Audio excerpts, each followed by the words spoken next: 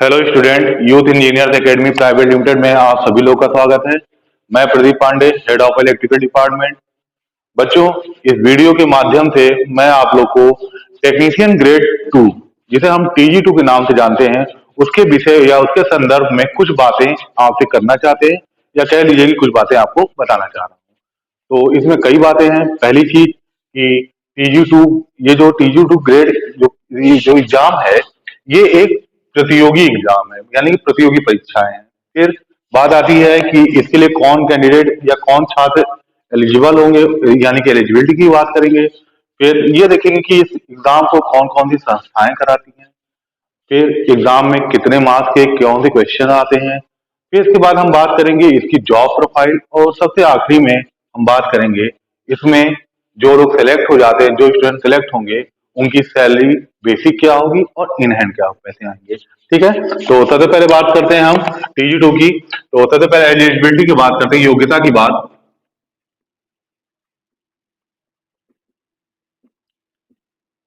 Eligibility eligibility में जो first point है आपका, इसमें आपको मैथ एंड साइंस, मैथ और साइंस से आपका 10th, कहने का मतलब हाई स्कूल मैथ और साइंस से होना चाहिए।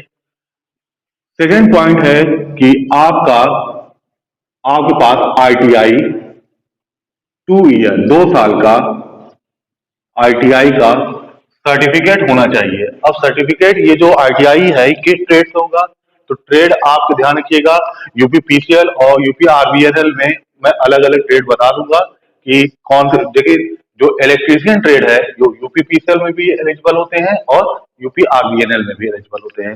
फिर बात करते हैं हम एक और चीज कि आप सभी थर्ड, जो आपको क्या चीज की जरूरत है कि आपके पास CCC, यानी कि कंप्यूटर कॉन्सेप्ट पे आधारित जो कोर्स होता है, जिसे या कह लीजिए 3 मंथ में कंप्लीट किया जाता है, या 80 आवर 80 घंटे में कंप्लीट किया जाता है, वह कोर्स का सर्टिफिकेट यानी CCC आपके पास होना चाहिए। ये 3 एलिजिबिलिटी क्राइटेरिया है कि आप TG2 एग्जाम अगर होगा तो उसको उसमें आप बैठ सकते हैं। ठीक है बच्चों। अच्छा, एज लिमिट की बात मैं ऐसे ओरली बता देता हूँ। एज लिमिट है 18 साल से 40 साल तक। हाँ, जो बच्चे रिजर्वेशन कैटेगरी में आते हैं, जैसे SC ST हो गए, इनको 5 साल का और मिलता है, यानी कि इनके लिए एज लिमिट होती है 18 से 45 साल। अदरवाइज OBC जनरल 18 से 40 साल। ठीक है। अब बात करते हैं कि TG2 टेक्निशियल ग्रेड 2 का एग्जाम कौन कौन सी संस्थाएं कंडक्ट कराती हैं, कंडक्ट भी संपन्न कराती हैं। UPPCL और UPRVUNL। ध्यान रखना बेटा, UPPCL का मतलब होता है Uttar Pradesh power corporation limited. ठीक है। और UPRVNL जो है उत्तर प्रदेश राज्य विद्युत उत्पादन निगम लिमिटेड। देखो बच्चों, UPPCL, पहले बात करते हैं क्वेश्चंस की। क्वेश्चन क्वेश्चन में ध्यान रखिएगा, टेक्निकल से आपसे 150 क्वेश्चन पूछे जाएंगे। हर क्वेश्चन एक एक मार्क्स का होगा, तो यानी कि टेक्निकल से 150 नंबर के सवाल पूछे जाएंगे। कह लीजिए 150 क्वेश्चन पूछे जाएंगे। नॉन टेक से नॉन टेक से आपसे 50 क्वेश्चन पूछे जाएंगे। अब बात यहां आती है कि इस 50 क्वेश्चन में किस किस सब्जेक्ट से आएंगे, यानी कि नॉन टेक में कौन कौन से सब्जेक्ट होंगे। ध्यान रखिएगा, पहला GS होगा, सामान्य ज्ञान जनरल स्टडी। दूसरा होगा आपका रीजनिंग, जिसे तार्किक शक्ति भी कहते हैं आप। थर्ड होगा आपका हिंदी। और UPPCL है तो एक और सब्जेक्ट इंक्लूड होता है, वो होगा आपका इंग्लिश। ये 4 सब्जेक्ट आपके नॉन टेक में आएंगे और टेक्निकल में 150। अब बात करते हैं बेटा एक और, उसी दिन या जब पेपर देंगे तो 50 क्वेश्चन आपका कंप्यूटर कॉन्सेप्ट पे भी आएगा। कहने का मतलब CCC का सर्टिफिकेट जो लेते वक्त आप ये जो 3 महीने में पढ़ाई किए हैं, उस पर आधारित क्वेश्चन आपके पूछे जाएंगे। तो हम कह सकते हैं कि कंप्यूटर कॉन्सेप्ट से आपसे क्वेश्चन पूछे जाएंगे। कितने? 50 क्वेश्चन, 50 नंबर के। ध्यान रखिएगा, 50 क्वेश्चन में आपको 20 क्वेश्चन सही करने हैं, यानी 50 नंबर में 20 नंबर। 50 क्वेश्चन में आपको सभी बच्चों को कम से कम 20 क्वेश्चन सही करना होगा। ध्यान रखिएगा, 20 क्वेश्चन अगर आप सही करेंगे तो आप क्वालिफाई करेंगे, यानी कि ये मार्क्स, ये पेपर सिर्फ क्वालिफाइंग के लिए हो रहा है। ठीक है, कंप्यूटर कॉन्सेप्ट पर आधारित 20 क्वेश्चन करेंगे तो क्वालिफाई करेंगे। ध्यान रखिएगा, हाँ, फॉर क्वालिफिकेशन कह लीजिए, फॉर क्वालिफिकेशन। ठीक है। अच्छा, अब बात देखो बच्चों कि एक सवाल बनता है कि मान लीजिए सर ये कॉन्सेप्ट, कंप्यूटर कॉन्सेप्ट पे हमारा हम क्वालिफाई नहीं कर पाए, लेकिन यहाँ बहुत अच्छा मार्क्स मेरा आया है। तो बच्चों अगर यहाँ आप 200 में 200 भी ला दो, लेकिन अगर आप कंप्यूटर कॉन्सेप्ट का पेपर क्वालिफाई नहीं कर सकते हो तो आप यूपी पीसीएल में आप क्वालिफाई नहीं कर पाएंगे। ध्यान रखिएगा, मेरिट आपकी टेक और नॉन टेक से ही बनेगी, लेकिन वो तब बनेगी जब आप कंप्यूटर कॉन्सेप्ट में क्वालिफाई होंगे, अदरवाइज नहीं बनेगी। अब बात करते हैं यूपी आरवीएनएल की। तो यूपी आरवीएनएल की बात करें तो यूपी आरवीएनएल की क्वेश्चन की बात करें तो ये भी 150 क्वेश्चन टेक से आपसे पूछेगा, 50 क्वेश्चन आपका नॉन टेक से पूछेगा। हाँ, अब बात करते हैं कि इनके नॉन टेक में कौन कौन से सब्जेक्ट आएंगे। जीएस आएगा, जैसा कि जीएस, फिर आपका रीजनिंग होगा और आपका हिंदी होगा। अंतर क्या है इन दोनों में? तो इनके नॉन टेक में जीएस रीजनिंग हिंदी होगा और इनके नॉन टेक में जीएस रीजनिंग हिंदी के साथ साथ इंग्लिश है। यहाँ इंग्लिश होगा, यहाँ इंग्लिश नहीं होगा। एक और चीज, ये कंप्यूटर कॉन्सेप्ट का क्वालिफाइंग क्वेश्चन पेपर कराते हैं 50 नंबर का, लेकिन यहाँ पर कंप्यूटर कॉन्सेप्ट पे कोई भी एग्जाम नहीं होता है। कहने का मतलब यहाँ डायरेक्ट मेरिट बनेगी आपकी 200 नंबर में, और यहाँ पर मेरिट तब बनेगी जब आप कंप्यूटर कॉन्सेप्ट क्लियर करेंगे।